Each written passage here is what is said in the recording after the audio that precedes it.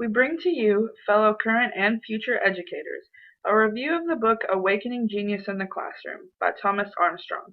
This presentation is by Miranda Buckley on the left, Kiana Mace on the right, and Joanna Skinner in the middle. If you decide to read or reference this book in the future, we have provided you the bibliographical information here. Enjoy and be informed as we move through the central questions the author answers for us, a summary of the book, our analysis, and how you can apply this knowledge to your own classroom. So why read this book? The author helps us learn how we can help students realize their genius.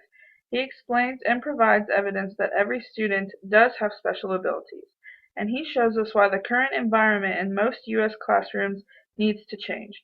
This book takes a stand on the importance of freedom in the classroom. Having too strict of guidelines for curriculum or rigid lesson plans does not, in fact, help the student learn to his or her highest potential. Armstrong also declares that standardized testing is one of the most detrimental things to happen to our school system.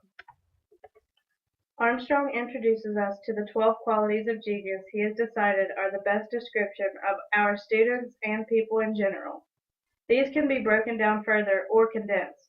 One could use Gardner's theory of multiple intelligences to describe human abilities in much of the same way, such as having special talents in nature or athletics. But, for the purpose of this discussion, we will rely on Armstrong's choices for the 12 qualities of genius.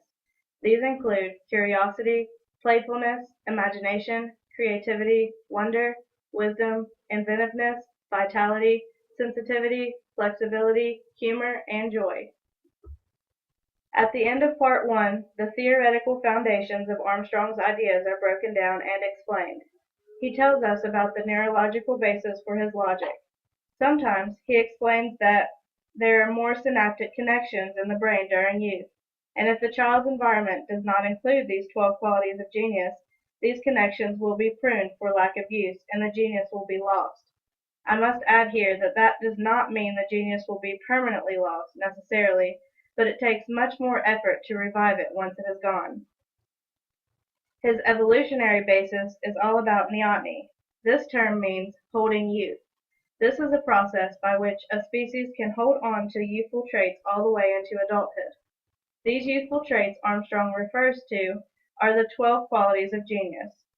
Having a biographical basis just means that before you discredit these qualities as being that of a genius, look at the officially acknowledged geniuses and their personalities. Pablo Picasso took great effort to draw like a child. Einstein says the imagination is everything. Armstrong's last support is the phenomenological basis. This is an examination of the moments when an individual directly learns something new. Walters and Gardner called these crystallizing experiences. While being completely absorbed in the learning process, people exhibit the 12 qualities of genius. Our job as educators is not always so easy. There are factors outside of the classroom that lead to the shutdown of genius. Thomas Armstrong attributes this to 3 reasons: a breakdown in the role of home, a breakdown in the role of school, and a breakdown in the role of popular media. The 4 negative home influences that threaten student genius are emotional dysfunction, poverty, and a fast-paced lifestyle, and rigid ideologies. The role of school is broken down into 4 negative influences: testing and grading, labeling and tracking, textbook and worksheet learning, and tedium. The role of popular media threatens the genius of students with stereotypical images, insipid language, and mediocre content. In Part 3, Armstrong explains how to awaken genius in the classroom. First, you must reawaken the genius inside yourself. This is the most powerful way to awaken genius in the classroom. If you want to light a spark in your students, you must first light the spark inside yourself. Second, you need to provide simple genius experiences. Some examples that you can provide in your classroom are have your students recreate great works of art, or have them do simple math puzzles. You can also have them tell a story, made up or of a real experience. Third, create a genial classroom climate. One very important aspect of this idea is giving your students the freedom of choice. Freedom of choice does not mean that the students do not have any guidance. This means that the choices they are given are carefully designed with safe and clear boundaries so the children have the fulfillment of making their own choices and decisions. We also need to believe and encourage each student equally. Finally, we need to know that genius is expressed in many different ways. We as teachers need to expand our thinking about the idea of giftedness or the term genius and push past the notion that those things only relate to one's IQ. While analyzing the book, I like to provide you with the segment of text to which I am referring. Any quote citing Armstrong comes directly from the book. So, when reading about Armstrong's neurological basis, we ask, can we really compare learning language to a learning quality such as humor? After looking into it, research does show that structures and abilities of the cerebral cortex are changed by enriching the environment. This means that the outer layer of nervous tissue and connections in the brain does develop through positive social interactions and new challenges. Before Armstrong referred to the neoteny of psychological traits, we had only heard of this with respect to species retaining physical features from youth to adulthood, such as the shape of a child's head. While further researching the term neoteny, we found that it does in fact refer to the biological phenomenon whereby development is delayed so that juvenile characteristics are retained into maturity. Looking further, some scientists believe that when characteristics are retained, they represent important traits that are crucial for further evolution of the human species. While Armstrong does not specifically talk about needing to unlock students' genius for the sake of human evolution, this idea fits nicely with the fact that if we want our students to reach full potential and succeed, we must help them hold on to these youthful traits. Are these 12 qualities really genius qualities? A reflection of Einstein answers this question for us. He said, I sometimes ask myself, how did it come that I was the one to develop the theory of relativity? The reason, I think, is that a normal adult never stops to think about the problems of space and time. Using the word genius might be controversial for some, but what Armstrong is really getting at is that every child has unique abilities and intelligence of their own. He does not want educators to overlook gifts in children that may seem insignificant at first just because they are not of the traditional kind. We can see that in-depth curiosity and learning happens while expressing these genius qualities. If life at home is not supportive of a child's genius, what can we do about it? We really need to keep in mind that a child's home life might not help their intelligence bloom. Vitality may be crushed with insults. Curiosity can go punished or ignored. If a child lives in poverty, there may be no energy available for curiosity, only for seeking basic needs. Fast-track lifestyles pressure kids until they develop stress, not curiosity. Rigid ideologies lead to fear and hatred of those with different views. These are all powerful forces coming from home, and some of the same come from the average classroom and popular media. However, we can battle these forces by creating a safe environment in our classrooms. We may not be able to change their home life, but we can create a retreat for them to get involved in some genius-building activities.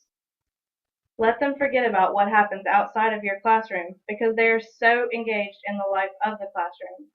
Dr. Berry, an educator, explains that optimal learning is driven by curiosity, which leads to exploration, discovery, practice, and mastery. This cycle of wonder, however, can be stopped by fear. Armstrong covers this topic well and inspires all teachers to make a change.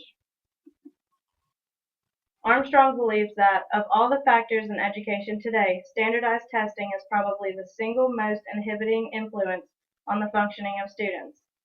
He only briefly shares his frustration, so we looked into it. Is testing really all that bad?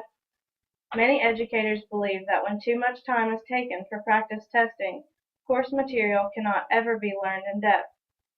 Others believe that standardized testing is preparing students for the world outside of school, which includes standardized tests for driver's license, professional licenses, and job skills. We side with Armstrong because we have not seen children's curiosity flourish when practicing for a multiple choice exam. A classroom implication for awakening the genius in your classroom would be to focus on a student's natural instincts with learning. Children are naturally curious from birth. While it may feel taxing to answer repeated questions about why things work the way they do, remember that for these students it is something new and exciting. Students should be encouraged to ask questions and search for answers for their own questions. Regard their curiosity as a healthy drive and not as an impediment to the smooth operation of the classroom. Be creative in finding ways to incorporate their instinctive curiosity into the lesson. As an example, a student asks, "What is your necklace made of?" To which the teacher responds with, "It is made of shells. Do you think the colonists would have worn jewelry made of shells?" Another implication for awakening the genius in your classroom is to allow for inventiveness. Allow for students to contribute and enrich the learning experience. While the foundation of today's education is focused on memorization of information, Bloom's taxonomy shows us that to achieve higher learning, a student also needs creativity and inventiveness to help education flourish. Whether you allow for students to invent something brand new or complete a miniature model, it will encourage higher learning. An idea for this would be allowing your students to create a castle while learning about medieval times. Hands-on experience not only helps the brain learn more efficiently, but gains the child's interest and gets them involved. Recognize that your students are able to view the world without preconceived notion of how the world works. Allow for them to take on the role of leader. De-emphasize the use of ready-made knowledge. Allow for exploration of materials with all five senses. A great way to explore all five senses would be to use popcorn. How it looks and feels before it pops, how it sounds and smells once it starts to pop, and how it tastes after. It is crucial that they are self-initiated and actively involved in learning activities. A student's ideas should be respected, listened to, and celebrated. Flexibility allows for students to look for more than one solution. You want a classroom full of flexible, creative problem solvers. It encourages rational problem solving over emotional problem solving. For example, if a child answers that the sun is hot because there is a man making fire inside of it, direct that child with stories from different cultures that are similar to his or her ideas. Follow up with questions about why the oven or campfire is also hot. Do not disrespect their ideas, but lead them in the right direction. When preparing lesson plans, we should provide for simple genius experiences.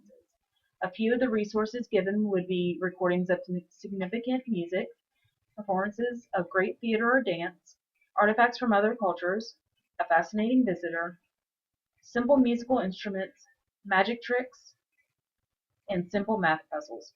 Most of these resources can be adapted to use at any grade level or content area. While it is important to make the materials relevant to the existing curriculum, it is also important that it evokes the qualities of genius, such as wonder, humor, joy, creativity, and vitality. Find materials that have the ability to surprise your students, to wake them up to new perspectives, to shock or delight them with a fresh point of view, or to excite them with a strong surge of feelings or ideas. Armstrong warns about reaching only for shock value. He also encourages a regular point during the school day reserved for genius experiences. Was reading this book worthwhile? We think that every teacher will benefit from reading this book. It will broaden our minds and make us think differently about the way we approach our classroom and teaching. Reading this book is worthwhile because you will reevaluate yourself as a person as well as a teacher. If you do not read this book or take the concepts and ideas presented in this book and apply them to your teaching style, your students may be missing out on something that could change their lives. This book is not a how-to guide on how to run your classroom. There is no step-by-step list of instructions. This book is full of interesting and helpful information. It has theories and evidence on certain concepts that should persuade you to adapt your teaching to the same concepts. Every teacher should read this book. It does not matter what grade level or subject you are teaching. This book helps every teacher realize that all students are capable of achieving greatness. We as teachers, as well as role models, must believe and encourage all students equally. Each student has genius inside of them. Some students, however, have buried their genius deep inside of them due to negative thoughts, situations, or feelings towards school or learning. Our job as educators is to bring every student's full potential on the surface and let them flourish. We must give them the opportunity to succeed.